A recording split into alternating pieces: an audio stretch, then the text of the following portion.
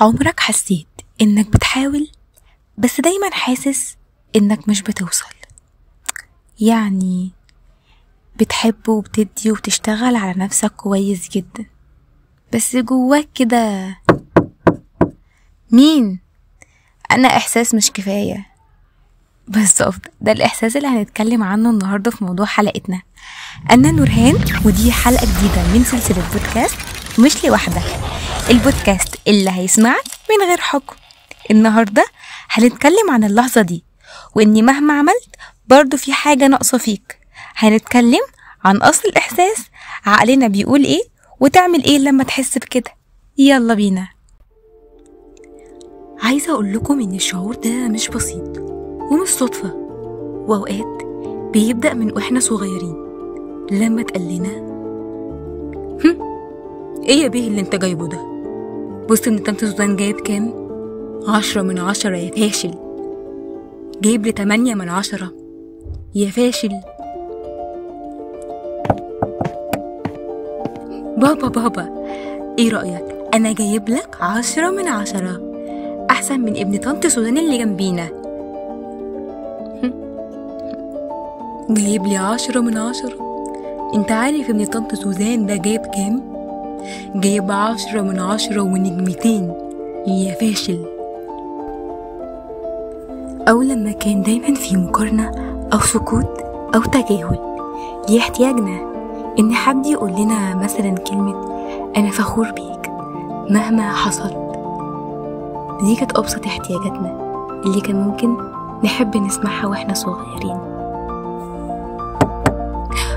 ماما أنا كسرت الكوباية اللي أنت بتحبي تشربي فيها الشاي، أنا متأسفة جدا. ولا يهمك يا حبيبتي، مفيش مشكلة، أهم حاجة إنك ما تأذيتيش. وعايزاكي تعرفي كمان حاجة، أنا فخورة جدا بيكي إنك بتيجي تصارحيني في كل حاجة أنت بتعمليها. أنا بحبك قوي. فبالتالي كبرنا وبدأنا ندور على اللي ما تقلناش، ندور على القبول، على الإعجاب، على حد يقول لنا انت كفاية زي ما انت. بس المشكلة بقى ان ساعات بندور على ده في اماكن غلط او مع ناس غلط. العقل ليه طريقتين، اما انه يحميك او انه يؤذيك، بس من غير ما يقصد على فكرة. طب ازاي بقى؟ لو اتعود انه يسمع كلمة انك مش كفاية هيفضل يعيد الجملة دي جواك زي مسج كده مسجلة بتشتغل اول ما بتغلط او تفشل او بتحس بشعور الرفض. قلتلك انك فاشل ومش كفاية.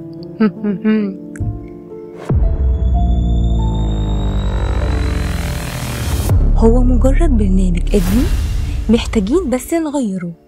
طب وازاي بقى؟ اول خطوة وقف مكانك، ما تهربش من الاحساس، ما تحاولش تسكته بكلمة اصلا عادي، لا مفيش حاجة. خليك معاه ووصله وقول لنفسك كده انا معاك، بس انا مش هصدقك النهاردة على فكرة بقى.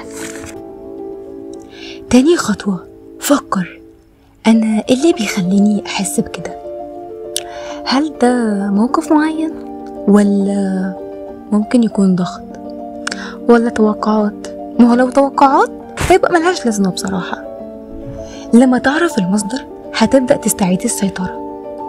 تالت خطوة افتكر انك بني آدم، يعني مش مشروع إنجاز. مش لازم تكون دايما طول الوقت في أفضل حالاتك، مش لازم دايما تكون بيرفكت علشان تبقى مستحق للحب أو القبول أو الإعجاب. وأخيرا أنا عايزة أقولك دلوقتي بصوت واضح أنت كفاية، وكفاية إنك تعرف نفسك إنك كفاية.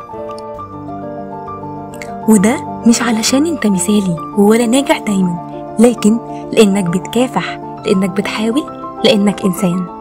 ولو حد خلاك تحس بغير كده فده مش انعكاس ليك، ده انعكاس نظرتهم لنفسهم. ونصيحتي ليك خليك جنب نفسك حتى لو الكل مشي. في كل مرة هتحس فيها إنك مش كفاية ارجع للحلقة دي اسمعها وافتكر نفسك إنك مش لوحدك، ولو شايف إن حد ممكن يكون محتاج يسمع الكلام ده ابعتله ليه. واستنوني الحلقة الجاية، وافتكروا دايما وجودكم لوحده كفاية. باي باي.